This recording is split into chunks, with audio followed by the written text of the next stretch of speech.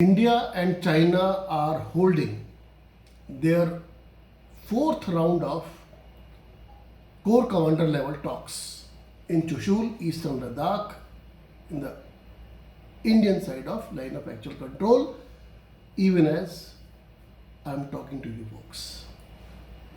The talks begin at 11:30 morning, and if the past three rounds of core commander level talks are of any indication, then these talks are also going to continue for as long as the previous three rounds did, that is 12 hours. So, these are marathon talks. And this is the fourth round of core commander level talks, is the toughest one. They are discussing second round of disengagement from the most sensitive area, that is the fingers area in Eastern Ladakh. Let me give you details. This is Rajeev Sharma. Now, fingers area is the biggest bone of contention, and in many ways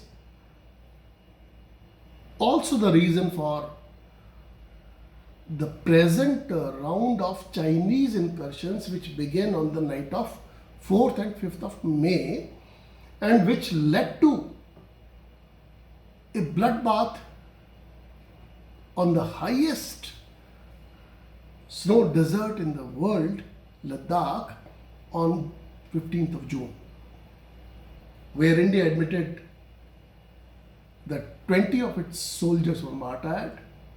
China has so far not even given any estimate, has consistently refused to give any figures of its casualties, so much so that Chinese have even refused burial of the soldiers.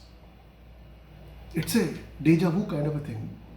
This is what we saw during the 1999 Kargil war, when Pakistan refused to take away its dead, leave alone their burial.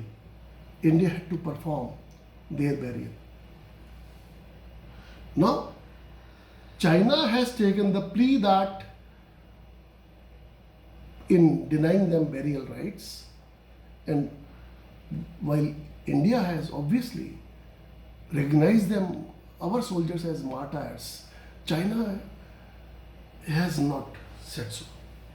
China, on the contrary, has said that no burials will be allowed because of coronavirus.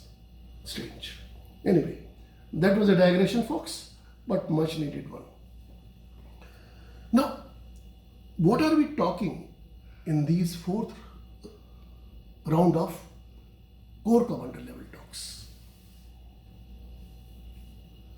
Well, as I said, the thrust point is the fingers area. What is the fingers area, friends? Fingers area, there are 8 small mountain peaks in the shape of fingers. That's why they are called finger area. All these peaks overlook the strategically located Pangong So. So means lake. Pangong Lake. Part of which is in India, part of which is in China. Now, on 4th and 5th of May night, when Chinese came well prepared and Indian intelligence failed to read their moves, they had incursed as deep as 8 kilometers into the Indian side of line of actual control. Now, they had come up to finger 4. where they are still believed to be there. Whereas India had been patrolling for decades up to finger 8. So, finger 4, 5, 6, 7, 8. 5 fingers in many ways have been cut off for India since 4th and 5th of May night. Whether government says that or not, whatever Prime Minister Modi says, well, let's take that with a pinch of salt. But the fact is, the fingers have been cut off as far as India is concerned. These are the satellite imagery reports. These are the neutral reports from the neutral sources. These are also the reports, the media reports, daily, day in and day out, every day, whether editorial especially. All mainline dailies have been reporting this editorially. Though it is unfortunate that mainline media, Indian media, has not gone hammer and tongs about the loss of Indian territory and about the presence of Chinese troops deep inside Indian territory in eastern Ladakh. So, folks, whatever I am saying, this is in the open domain, in public domain. It is nothing new what I am saying. I am just flag marking an important point about the fingers area. Now, what is it which India would like from China in these 4th round of core commander level talks?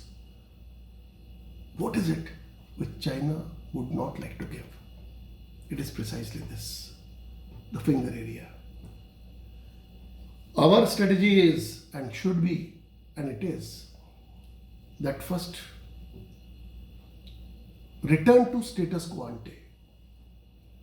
That is May 4-5 night, where the forces were deployed, whatever patrolling arrangements were there in place at that time, it should be status quo ante, restoration.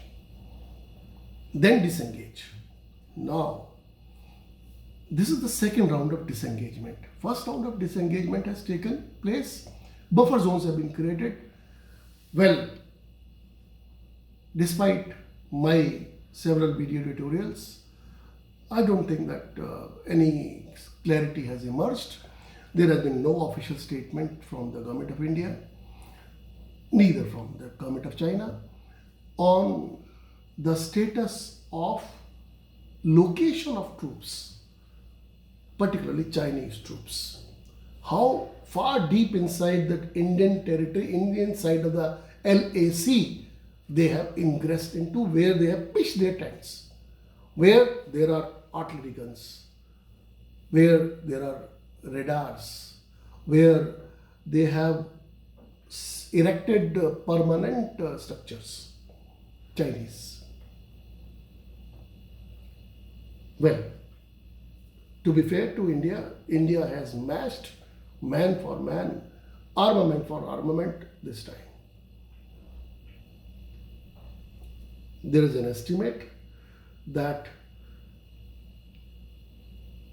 the situation along the LAC continues to be tense but under control. This is a very diplomatic phrase, tense but under control, which means nothing. It means that it's like a sleeping volcano. It can erupt anytime. You never know when a volcanic eruption takes place. You never know when a tsunami strikes. You never know when an earthquake occurs. It is like that. So friends, now India's strategy, changed strategy is, and which is right, that let there be a cartographic depiction this time around. This time, when the forces disengage and the two sides de-escalate, there should not be a repeat of that. Now, in 1996, a very important bilateral document was signed between India and China on resolving the LAC situation, on resolving the border dispute. It said that our focus should be, our strategy should be that we should thresh out the border dispute peacefully, amicably, and let the borders be tranquil. 24 years have gone by. We are still stuck today where we were 24 years ago. China refuses to exchange maps. Why? Because it gives China a handle. It gives China a vantage point. It gives China a stick to beat India with whenever it wishes. 3 years ago it was Doklam, though it was not on Indian territory, it was Bhutan. This time it is Indian territory. So now this time the Indian focus must be that in future everything should be depicted quite clearly. Where is your troops positioning? Where is our troops positioning? What are the buffer zones? Where exactly they are located? The patrolling by Chinese troops, patrolling by Indian troops, and making sure that the current mechanism is that they are separated by 600 meters or 0.6 kilometer, which is too close. So 600 meters distance can be covered quickly. If Chinese want to